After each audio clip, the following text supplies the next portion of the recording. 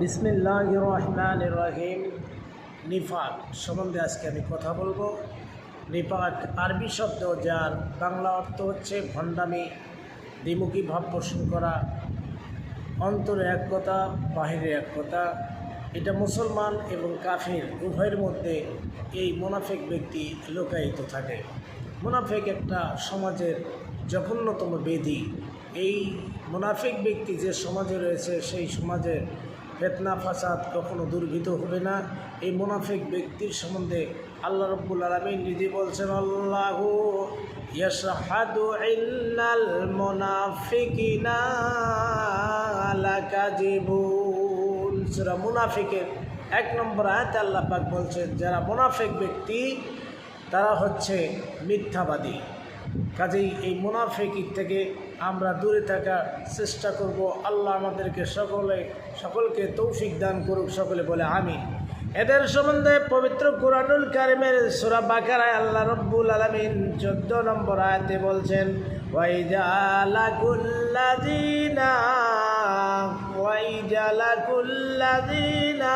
আমানু ক্বালু আমান্না ওয়া ইযা খালাউ ইলা শায়াতিনিহিম ক্বালু ইন্নামাকুম ইন্নামা নাহনু মুস্তাহজিউন। আল্লাহ রাব্বুল আলামিন এই মুনাফিকদের পরিচয় দিতে গিয়ে বলেন, মুনাফিকরা এরকম যেরকম এই মুনাফিক ব্যক্তিরা যখন মুসলমানদের সঙ্গে মিলিত হয় তখন বলে, আমরা তো তোমাদের সব দলের সাথে আছি। আর যখন কাফের বেঈমানদের সঙ্গে সাক্ষাৎ করে মিলিত হয়ে যায় তখন তারা বলে, তোমরা বোঝো না, আমরা শুধু মুসলমানদেরকে ধোঁকা দেওয়ার জন্য তাদের সঙ্গে শামিল আছি। মুনাফিকদের চরিত্র হলো এই রকম।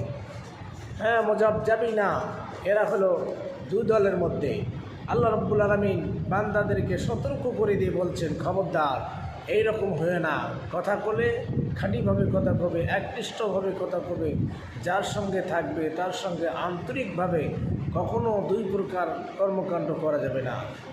এই মুনাফিক সম্বন্ধে আল্লাহর নবী স্পষ্ট আকারে বলছেন, কারা মুনাফিক।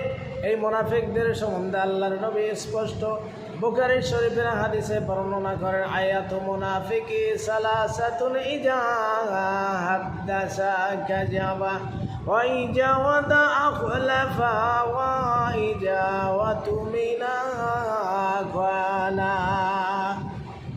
আল্লাহর নবী বিশ্ব নবী জনাবে রাসূলুল্লাহ সাল্লাল্লাহু আলাইহি ওয়াসাল্লাম ফরমায়াছেন, মুনাফিকের চিহ্ন হলো 3টা। 1 নম্বর, যখন মুনাফিক ব্যক্তি কথা বলবে কথায় কথায় মিথ্যা কথা বলবে। 2 নম্বর, মুনাফিক ব্যক্তি যখন ওয়াদা করবে তা ভঙ্গ করবে।